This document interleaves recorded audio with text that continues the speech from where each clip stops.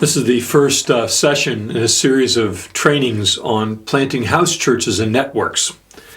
I hope you've been through the Foundations course where we talk about the foundations of the gospel, because that's kind of essential as a background for what we're going to be talking about now. This particular session we're going to be opening with is talking about apostolic teams, looking at Jesus and the teams he formed and reproduced. When Jesus came proclaiming the kingdom of God, he formed kingdom communities. Now in Jesus' case, he didn't so much plant churches, and I'll be using the word church and other words like fellowship and community other than church, but he formed an apostolic team.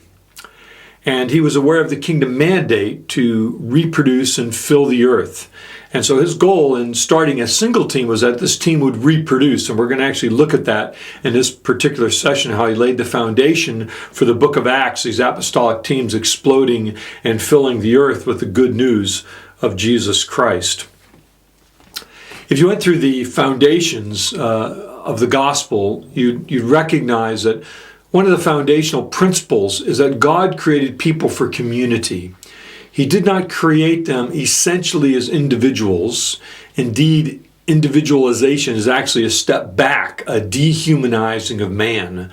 Man was not created for himself or as an individual. He was created for community. He was created for communing with God, and he was created for communing with other people. And so men are social creatures, and even after the fall and brokenness worked throughout the human family, there were still communities formed. Marriage still formed the foundation for all human relationships in every culture throughout the world. Marriage is still the foundation of families and cultures. But then we have other kinds of communities within cultures. Wherever there are people, there are communities. Think of when you were a young kid on a playground. Groups formed. And wherever you go, there's groups of people. And they usually formed around leaders. So it's very interesting that in this whole formation of social networks and communities, God also seems to have had this plan for leadership. You know, one of the problems we have in the West is we're Democrats. Everyone's created equal, one of the key cardinal elements. Well, God's not a Democrat. He doesn't create people equal. He creates each person unique. And one of the unique things about people is that he gives them a different amount of what's called in the Bible weight or honor or glory. That is, there's a certain amount of stuff that he puts in people that other people can feel in their spirit. Now we could call this leadership. Think of some of the great leaders on earth. Obama, for instance, right now, Bill Clinton, Tony Blair. These people are attractive people. It's not just their looks. There's something about them. They exude power. They exude authority. Well, I would say that this comes from God, that God puts differing amount of weight in different people, and that causes a larger number of people to follow them.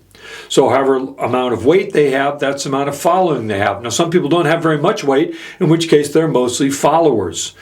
But the world consists of all these different communities, all these different social networks. Wherever you go, you can find them. There's athletic clubs, and there's dance groups, and there's pubs that you can go to. And people will gather, and they'll organize themselves unconsciously in groups, usually around these people of weight or honor.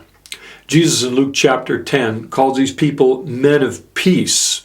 In Matthew chapter 10, we're going to be taking a look at, he calls them worthy men.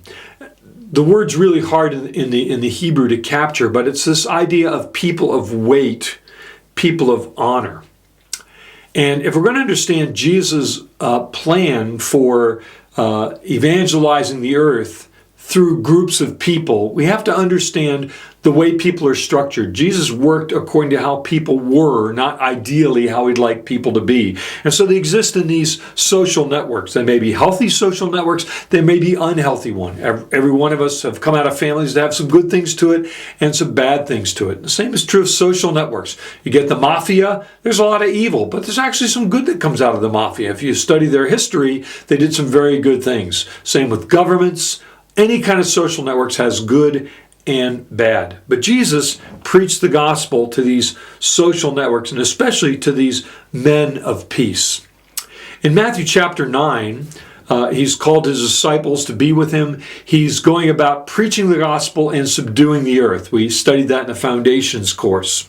And so he's doing that in the early parts of chapter 9, verses 1 to 8.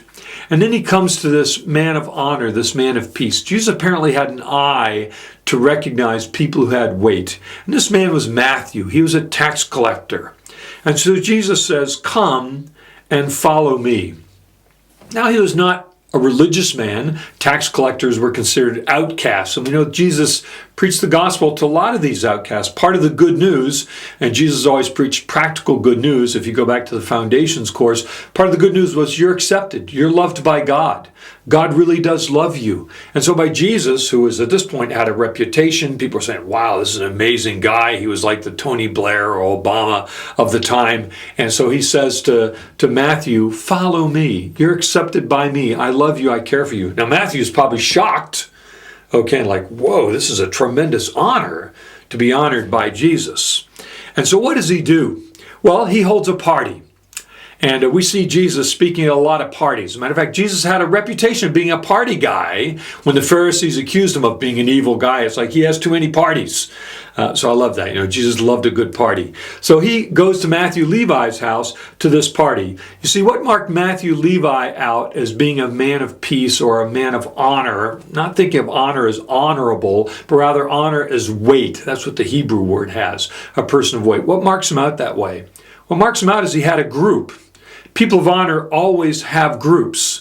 This man of peace, we could call him, or woman of peace. They have a group around them. If you went through I think we're going to do that later, so I can't do that now. Okay.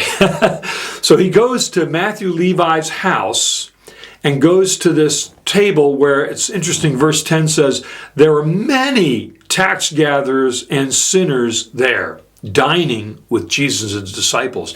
You can imagine Levi says, hey, to all his friends, all his buddies, who, by the way, are the low class as far as the ruling religious class goes. Listen, Jesus coming to my house tonight, got a party, come on along. So he comes and has a big party.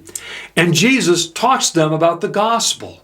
The fact that God created them for love. God created them for communities of love. And as he sees in this room right here with Matthew, it's like, I can see that you have great love for each other. You're not far from the kingdom of God. As Jesus proclaims the gospel of the kingdom, which ultimately is going to come down to following him, partaking of his kingdom life of love, and living out this kingdom life in a fallen and broken world.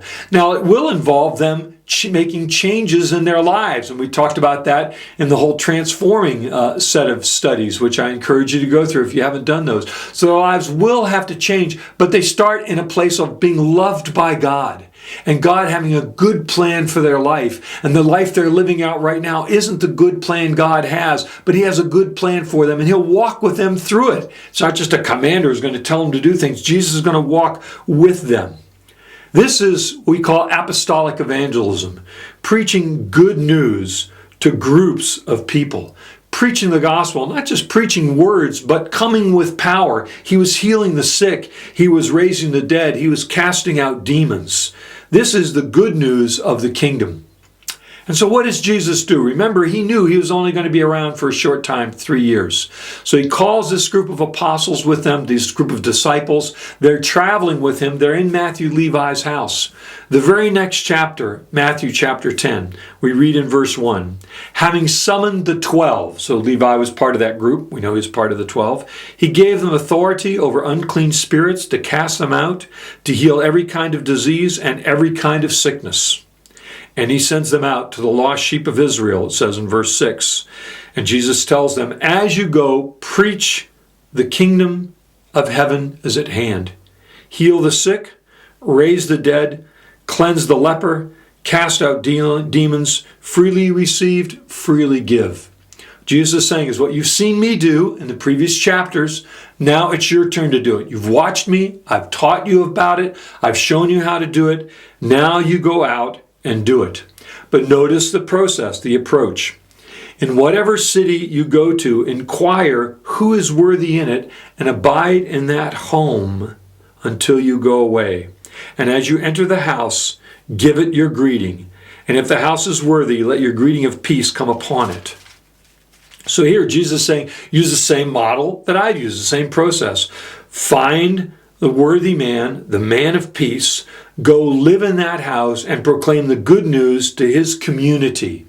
And the goal is to see whole networks, whole groups of people come to faith.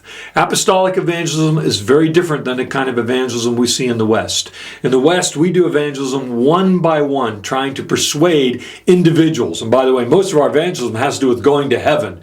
Jesus doesn't talk about that at all. He talks about bringing practical good news of how to love God and how to love your neighbor better, how to have better and stronger social networks than you already have. Yes, your life will be radically different from the life you've lived before, but it's because your community is becoming radically different. It's becoming a transforming community, a community whereby people can come into the kingdom and be changed into kingdom people.